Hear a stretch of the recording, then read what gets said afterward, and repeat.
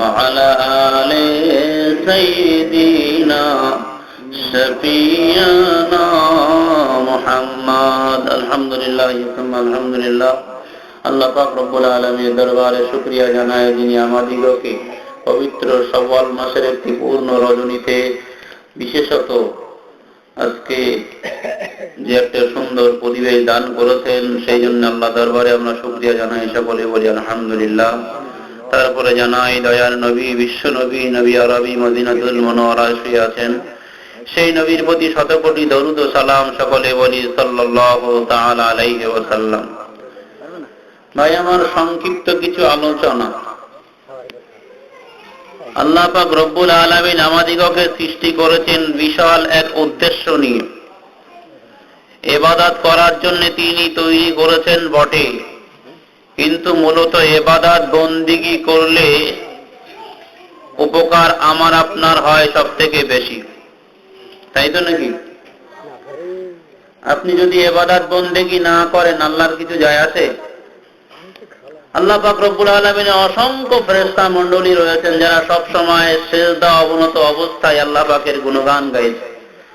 না তাদের খাওয়ার প্রয়োজন আছে, না তাদের শোয়া, না বিশ্রাম, না ঘুমের, সব সময় তারা আল্লাহকে ডাকছে। তো আল্লাহ যে আমাদেরকে সৃষ্টি করেছেন প্রকৃতপক্ষে গরজ আমাদেরই প্রকৃতপক্ষে উপকার হবে, সেই জন্যই তিনি আমাদেরকে ইবাদত বন্দেগী করার জন্যই আল্লাহ পাক বলছেন, দেখো বান্দা তুমি হিসাব করে দেখো প্রকৃতপক্ষে তোমার দেহ, তোমার আকার আকৃতি, এহকাল পরকাল ভালো করে চিন্তা ভাবনা করে দেখো, ভালো করে অন্তর থেকে তোমাকে প্রকৃতপক্ষে তৈরি করা হয়েছে ইবাদত বন্দেগী করার জন্যই।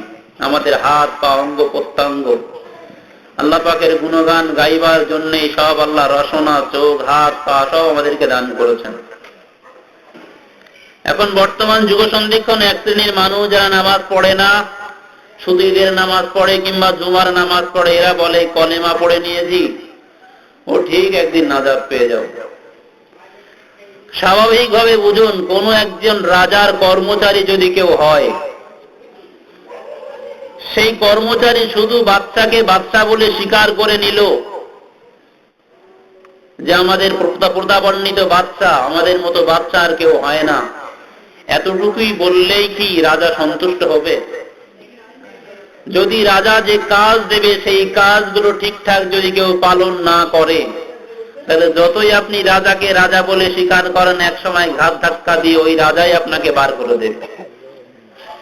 বিশ্ব ব্রহ্মাণ্ডের সেই মহান মালিক যিনি, সমস্ত বাদশার বাদশা যিনি, সমস্ত রাজার রাজাধিরাজ যিনি, সেই আল্লাহ সুবহানাহু ওয়া তাআলাকে আমরা যদি শুধু মুখে কলেমা স্বীকার করে নিলাম যে তিনি একজন আছে, আর কাজ সব বন্ধ করে দিলাম, আমল সব বন্ধ করে দিলাম, আর হাসরের ময়দানে নাজাত পেয়ে যাব, অত সহজ ব্যাপার নয়। ভালো করে খেয়াল রাখবেন, ভালো করে খেয়াল করুন, সমাজে অসংখ্য পাপ রয়েছে, বড় বড় পাপ। তার মধ্যে নামাজ পরিত্যাগ করা অত্যন্ত কঠোর অপরাধ। আমি বলেছিলাম গতদিন ঈদগাহে যে কিয়ামতের দিন যে আল্লাহ পাক রব্বুল আলামিন রহিম নামের মহিমা তিনি প্রকাশ করবেন ঈমানদার ব্যক্তিদের জন্য, এবং যারা সৎ কাজ করেছিল, কিছু ভুল ত্রুটি হয়েছে তাদের জন্য আল্লাহ পাকের খাস রহমত বর্ষিত হবে। যারা শুধু কলেমা পড়ে যাবে তাদের নয়। হাদিস শরীফের মধ্যে এসেছে যে বনি ইসরাইলের ঘটনার মধ্যে, সূরা বনি ইসরাইল আছে, এবং বনি ইসরাইলদের বিভিন্ন ঘটনার মধ্যে নবী পাক সাল্লাল্লাহু আলাইহি ওয়াসাল্লাম বলেছেন যে অসংখ্য শিক্ষণীয় বিষয় রয়েছে মানুষের হেদায়েতের জন্য। যেমন হযরত মূসা আলাইহিস সালামের জমানায় একজন মহিলা পাপ করেছিল, অত্যন্ত জঘন্য পাপ করেছিল, অবৈধ কার্যকলাপে লিপ্ত হয়েছে, আবার হারাম কাজ করার পরে হারামি পয়দা হয়েছে, সন্তান পয়দা হয়েছে, সেই সন্তানকেও সে হত্যা করে ফেলেছে। কত বড় অপরাধ! একজন মহিলা, ওই মহিলা অপরাধ করার পরে মনের মধ্যে তার অনুশোচনা তৈরি হলো যে এত বড় অপরাধ আমি করেছি, অবৈধ কার্যকলাপে আমি লিপ্ত হয়েছি, আমি জিনা করেছি, জিনার পরে যে সন্তান এসেছে সে সন্তানটাকেও আমি মেরে ফেলে দিয়েছি।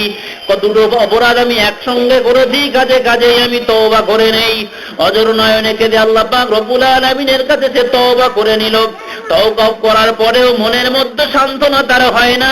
সেই জন্য সেই জমানার একজন শ্রেষ্ঠ নবী হযরত মূসা আলাইহিস সালামের কাছে গিয়ে ওই মহিলা হাজির হয়ে গেলেন। গিয়ে বলছেন, ও আল্লাহর নবী, আমি তো এই অপরাধ করে ফেলেছি, আপনি যদি একটু আল্লাহর কাছে দোয়া করেন, আল্লাহর কাছে যদি একটু মাগফিরাত চান, ক্ষমা চান, আমার মনে হয় আমার এই অপরাধটা ক্ষমা হতে পারে। হযরত মূসা আলাইহিস সালাম তখন জিজ্ঞাসা করলেন, ওগো রমণী, কি অপরাধ তুমি করেছো একবার বলো। ওই সময় সেই মহিলাটা অত্যন্ত নম্রতার সঙ্গে, অত্যন্ত লজ্জিত অবস্থায় মাথা নিচু করে নবীর সামনে সত্য কথাটা বলে ফেলে দিলেন। ওগো আল্লাহর নবী, আমি হারাম কাজে লিপ্ত হয়েছি এবং হারামি একটি সন্তানও পয়দা হয়েছে এবং আমি সেই সন্তানটাকেও, নিরপরাধ সন্তানটাকেও আমি হত্যা করে ফেলেছি। মূসা সাল্লাম তার সঙ্গে সঙ্গে ভৎসনা করে দূরছাই করে সামনের থেকে তাড়িয়ে দিলেন। বললেন, না না, তোমার এই অপরাধের জন্য আমরাও কি ধ্বংস হব নাকি? আমার সামনের থেকে তুমি চলে যাও, দূর হয়ে যাও। মহান আল্লাহ পাক রব্বুল আলামিন সঙ্গে সঙ্গে জিবরাইল ফেরেশতাকে পাঠিয়ে দিলেন হযরত মূসা আলাইহিস সালামের কাছে। জোরে বলুন সুবহানাল্লাহ। ভালো করে শুনুন, খেয়াল করুন, শিক্ষণীয় বিষয় আছে। জিবরাইল সাল্লাম এসে মূসা আলাইহিস সালামের কাছে জিজ্ঞাসা করেছেন, ওগো মূসা, যে মহিলাটাকে তুমি ফেরত পাঠালে অপরাধের কারণে, বলো তো দেখি ওই যে অপরাধটা সে করেছে এর থেকেও বড় অপরাধ সমাজে কি আর আছে নাকি? মূসা আলাইহিস সালাম চিন্তা ভাবনা করে দেখলেন, তাই তো, অবৈধ কার্যকলাপে লিপ্ত হয়েছে, পরের স্ত্রীর সঙ্গে জিনায় লিপ্ত হয়েছে, অত্যন্ত কঠিন গুনাহ, আবার সন্তান হয়েছে, সে সন্তানটাকে হত্যা করেছে, এর থেকে বড় গুনাহ আর কি হতে পারে? না, এর থেকে আর কিছু বড় গুনাহ আমার তো মনে হয় না। আল্লাহ পাক রব্বুল আলামিন বিশ্ববাসীকে জানিয়ে দিলেন বনি ইসরাইলের এই ঘটনা থেকে, ও মুসলমান ভালো করে শিক্ষা নিয়ে নিন। ওই সময় জিবরাইল ফেরেশতা আল্লাহর নবী মূসা আলাইহিস সালামকে বলে দিলেন, ওগো মূসা, শুনে রেখে দাও, যে ব্যক্তি অপরাধ করলো, জিনা করলো, জিনার পরেও যে ব্যক্তি নাকি সন্তান পয়দা হলো তাকে হত্যা করলো, এই যে অপরাধ, এই অপরাধের থেকেও আরো একটা কঠিন অপরাধ হলো যারা আল্লাহ পাক রব্বুল আলামিনের নামাজ আদায় করে না, যে মহিলারা, ওরা হলো জিনাকার, মহিলার থেকেও অপরাধী। জোরে বলেন নাউযুবিল্লাহ। অথচ মূসা আলাইহিস সালামের জামানায় মাত্র 2 ওয়াক্তের নামাজ ফরজ ছিল, 5 ওয়াক্ত নয় বাবু, মাত্র 2 ওয়াক্তের নামাজ। সেই 2 ওয়াক্ত নামাজ যারা আদায় করত না, জিবরাইল ফেরেশতা আল্লাহর পক্ষ থেকে জানিয়ে দিলেন নবী মূসাকে যে যারা নাকি সুস্থ সবল শরীরে, কোনো কারণ নেই, অজুহাত নেই, কিছুই নেই, খামোখা নামাজ পড়ে না, এরা ওই জিনা ব্যভিচার করার থেকেও